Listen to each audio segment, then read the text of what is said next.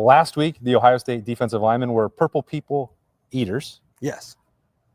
This week, the Buckeyes are hunting varmint. Wow. Those are two very current references to start off Snap Judgments on the first Woody Wednesday of October. I am joined by Lettermen Rose, Spencer Holbrook. He is the one who coined the term. He had to change around the hyphenation of the purple people eaters. Yeah. So that's yours. I'm going to give you full credit for that. Thank you. And then, it's a little Caddyshack because this defensive line, they're going hunting for Golden Gophers on homecoming on Saturday night. Are we off to a good start or what? Yeah, we certainly are. It's interesting also that we used the Purple People Eaters reference the week before the Minnesota game because, the Vikings from Minnesota. Oh, yeah. So, there's a lot of correlation there. But, yeah, this defensive line is up to something, I think. No matter what you want to coin it, they're doing something. Yeah, they're on fire. And we talked so much, Spencer, about, well, here comes Caden Curry, Caden McDonald. They're getting national awards. Kenyatta Jackson plays a great game. It's still like, what's going on with that fourth spot and the 3-tech and defensive tackle? And Ryan Day has talked so much. We've all said, well, Edric Houston's got to come along. He's got to tap into that potential. Ryan Day says Taiwan Malone had his highest grade at Ohio State on Saturday at Minnesota as well. Had those Minnesota. Now you got me all rattled. Was at Washington with those purple folks. 3 tackles, highest grade. So the Buckeyes like what they're getting out of that position as well. So it's not just 3 out of the 4. Buckeyes feeling pretty confident about those rushmen across the board. Yeah, and Taiwan Malone had his great play on Demond Williams on the first third down of the game that made sure that Washington had to punt away to Ohio State. So, it's not like he's playing poorly. It's just those 3 are so good that you kind of forget that there's a fourth guy. And maybe if it was the guy that we thought it was going to be all along, Edric Houston, we wouldn't be forgetting about him. But Taiwan Malone feels almost in a lot of people's eyes like a throw-in right now. And then you add in also his very odd Pro Football Focus grade, which we don't put a ton of stock into, but it was oddly low considering even on the rewatch, there's Taiwan. I forgot that he made that play. Yeah, he was in on that one too. He could have had that sack if it wasn't Caden Curry or Caden McDonald. So I thought he played really well, and then you see that grade, and that's interesting. So for Ryan Day to kind of validate what we saw, and not just what the PFF number said, but Ryan Day saw a champion grade. And so I think you're seeing that from him, and he's getting a lot of confidence. He's building, and obviously I still think they need Edric Houston to come along. But, man, in the meantime, while he's going through whatever he is, and they're going to continue to lift him, through that, Taiwan Malone's playing pretty well, and it's not going to hurt to have 5 guys that you trust. Yeah, you know how I love to pay attention to who some of the last guys off the practice field are every Wednesday night that we're in here. And Edric Houston was among them, one of the last 5 guys to leave. So he's trying to get in that extra work. And I think there is still a legitimate case to be made for Ohio State that its highest ceiling is with that 5-star potential for Edric Houston out there. But it is not, to your point, Taiwan Malone is just out there by default. Somebody's got to do it. I don't know that the first couple of weeks were all that impressive when he was coming off the bench, and you could see that, or at least it felt like Ohio State's opponents well, if 95 is out there, let's take our shot right there. And I know that Texas did in week 1. But I was talking with him before he sat down at the microphone. It's you're going to have to keep doing media if you keep making plays like you did on Saturday. And if you don't want to, you have to stop. So I can't do that. This has been a long time coming, and I think you could tell there's been a lot of I don't know if you can see the relief, some of the weight coming off of his shoulders, because this is not just year 1, year 2. This is 3 years of growth and development to try and get out there, and he wants to maximize. He wants to be out there making plays for Ohio State. This was a long time discussion with him and Larry Johnson, and whatever it is that's clicking for him, I don't know if it's easy for anybody in this building to put a finger on what it is. This is what we were saying in the offseason. Someone's got to take the next step and help out on this Ohio State defensive line, and Taiwan Malone's doing that. I think one of the interesting things about Taiwan is he did the baseball thing, and that's fine. He wanted to explore that. He won a national championship ring at Ole Miss. He did what he wanted to do there, and then he decided to focus on football. Well, if you think about him as a third-year recruit, as a former top 100, if this was 2 years ago and he was just a third-year guy, you're probably saying, man, his third year, he's really starting to come along, and this is nice. A lot of times when we think about guys at Ohio State, if you're here for 5 years, you're probably not going to the NFL. If you're here for 5 years, this probably isn't for you because somebody's going to end up passing you at some point. I kind of start right now, I'm thinking of him more as a third-year guy than a fifth-year guy because, A, he's been at Ohio State for just 3 years, and B, he's focused on football solely for 3 years. So, yeah, it is probably time for him to start making that push. And does it help him a little bit in a selfish way for him that Edric Houston's going through some struggles right now? Probably, because that means more playing time. But it also is doing nothing but helping this Ohio State defensive line. You have to think at some point, like I said earlier, Edric Houston's going to to come to life Yeah. in that defensive line room. And then you're talking about, hey, 95's out there. That's a good thing. Or 96 is out there. He's fresh. That's also a great thing. So I'm starting to think of Taiwan as like a junior instead of a fifth-year senior who, is a guy who's been a developmental piece. No, I think that's an interesting way to look at that. I think you're right about that. And it's certainly fair compared to, a fifth-year version of Jay-Sean Cornell or, multiple years for Tyleik Williams and Ty Hamilton to develop and fully unlock that. It doesn't happen overnight. It's the old coaching cliche about as close as you are to the football, like that, add an extra year to get on the field or make an impact the way you want.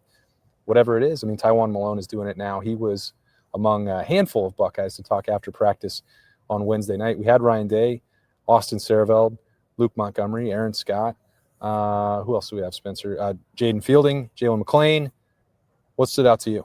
I really like talking to Luke Montgomery. I thought it was interesting. Saturday was actually his first road start.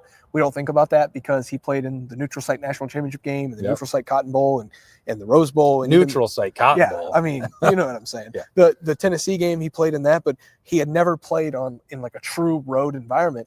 And there he is out there Saturday doing the silent count for Ohio State and tapping Carson Hinsman to let him know, like, hey, we're ready to snap the football. Yeah. That is a massive responsibility for a guy in his first true road start. And I think it got a little overlooked that they handled that whole operation so well. Barely any false starts. The false start they did have on Tiger Shabola wasn't even really about the crowd noise or the silent count or anything like that. I think it was just a stumble in the stance. Yep. And so to have that go as cleanly as it did, no wonder Carson Hinsman and Luke Montgomery won the offensive players of the game. Like, it was so clean. And then you look at the praise that Luke's getting from some social media, ball knowers, from some people who study the offensive line and understand what he's actually doing in there right now. You're seeing a guy who is gaining confidence, gaining experience, and gaining a lot of respect from in the Ohio State locker room. And I think it's all coming together for him. I never forget to think back to Ryan Day's comment about Luke Montgomery last year, where he said it was at the beginning of the year. Yep. We're talking, is he going to play guard? Is he going to play tackle? He's going to be a backup this year. He said, we know that everything we invest in Luke Montgomery, we will get back. 100%. And, man, they are getting a lot back from him in year 3. Yeah. It's tough, right? Because we want to discredit the PFF grade for Taiwan Malone, and then they're also saying, well, Carson Hinsman's the best center in the country. Yeah. Like, we get to pick and choose of which one we believe.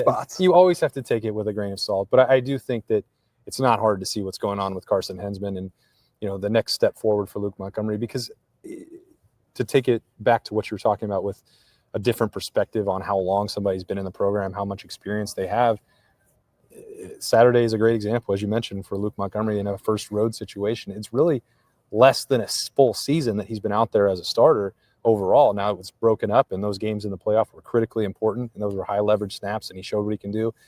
And then now you just sort of like expect that he's going to be a finished product because, well, he followed that up and he started against Texas, and we all know that the protection was good for that. And you see all these other, him getting pancake blocks and celebrating and talking trash and leading the energy for Ohio State. It's like, well, he must have been here forever. And it's, 2+ seasons of development, but it's not fully formed in terms of in-game potential. So he's still unlocking that. And I think as you're looking forward to Saturday at Minnesota, or what this entire Saturday against Minnesota, or what this entire month looks like for the Buckeyes, it's like they are still growing. They've played so well through the first 4 games. And you can look at every position, whether that's Julian Sayin, whether that is the offensive line with Luke Montgomery getting more starts under his belt, or what we're talking about with Taiwan Malone, or what that could look like with Edric Houston, or Aaron Scott making plays on special teams and potentially getting out there in the corner job or nickel, or however that's going to look. Like, there's still more room for this team to grow, which should be a pretty scary thought. It looks like there's a lot of untapped potential. If we just take it, across the offensive line, Austin Serveld will be starting his 5th career game at left tackle on Saturday. Luke Montgomery didn't even name that one. Yeah, Luke Montgomery will be starting, I think, his 6th or 7th career game at left guard. Carson Hinsman obviously has his own story and things like that, and Tiger Shabola has some experience, but Phillip Daniels, this will only be his 8th career start. Yeah. And then you look across this defense, Jalen McClain, 5th career start. Aaron Scott has only played special teams for this team, and Lorenzo Styles has really not played a lot in the nickel, but he looks pretty good so far this season, running the alley, getting tackles behind the line of scrimmage. Like, a lot of these guys that are playing critical roles already are not experienced. And it's only going to continue to grow. Yeah. And I think that's what, again, the word scary comes up, but I think it is really natural for a lot of these guys to go through some things. And so the fact that they've been so buttoned up through 4 games has been even more impressive, because you should only expect to gain more confidence, more experience, more, hey, I did this in this game. I know what I'm doing now. I saw this combo, speed rush from this guy. All of those things come with experience. This team still doesn't have a ton of experience, and they're only going to continue to get more. And like you said, that should be very scary. That really struck me tonight, Spencer, just the specific players that we're talking to.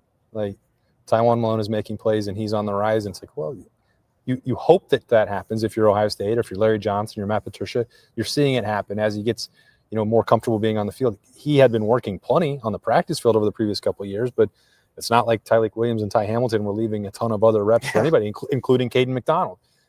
So everybody that was at one of those tables, I think pretty much tonight, talking about Austin Saravel, Jalen McClain, Aaron Scott down the road, like, those guys are just getting started in terms of full-time, snap in, snap out, game in, game out, week in, week out reps for the Buckeyes. So, this stretch here is critical for, you only get the one home game in 6 weeks, which is kind of nuts, against the Gophers on Saturday night. And then you have 2 more road games after this. This stretch, I think, is going to, you'd like to think at the end it's going to pay massive dividends, but it's still a learning process for them. Yeah. But they seem to be working through it pretty well. Yeah, and you've only got 4 weeks until you play Penn State. So if you're going to work through anything, or if you're going to hit any snags, it better happen in the next 3 weeks, because I know we're not crazy about that Penn State team, but that is a really good football team, and you're not trying to get. I think they have good players. I think they're pretty poorly coached. Yeah, you're not trying to get ahead of yourself by looking forward to November 1st, but you're also understanding, like, hey, we've got to see some